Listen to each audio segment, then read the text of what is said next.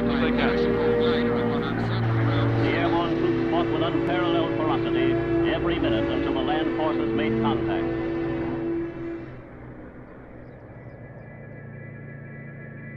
The Royal Enfield Flying Flea is the most fantastic story. Imagine these motorcycles that could be parachuted behind enemy lines.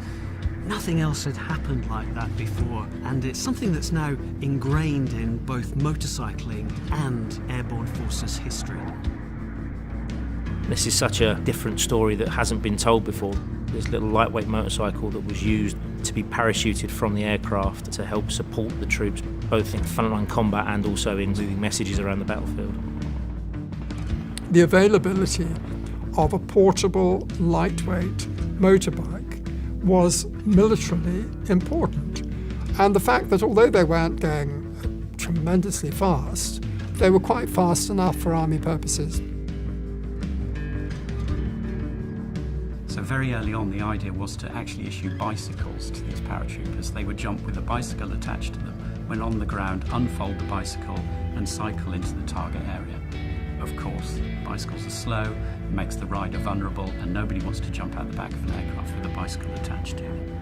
Industry needed to step up to the mark, and that's where companies such as Royal Enfield really filled the void. The existence of this machine meant that commanders could keep in touch with each other. It was quite good at operating under enemy fire and in difficult geographical circumstances. Because the Flea was so lightweight and could work so well in all terrains, they were able to get through where perhaps heavier vehicles wouldn't. It was used as infantry transport, so there were many bikes deployed being used by dispatch riders, but it was the Flea that was deemed to be suitable for transporting men into the fight. Heavier units such as artillery made extensive use of jeeps, but for those infantry battalions on the ground, it was the Flying Flea that enabled a large body of men to be able to advance rapidly to engage the enemy. The Flying Flea was most definitely the most famous Royal Enfield during the war. Even outside of Royal Enfield, it's got such a fantastic story behind it. Nobody else was doing this.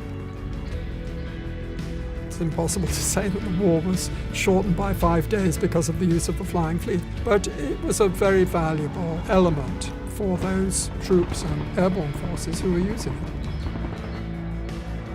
I think many people are unaware of the story, and potentially even unaware of the bigger story of Operation Market Garden and the Arnhem story in general. So it's an important story to tell.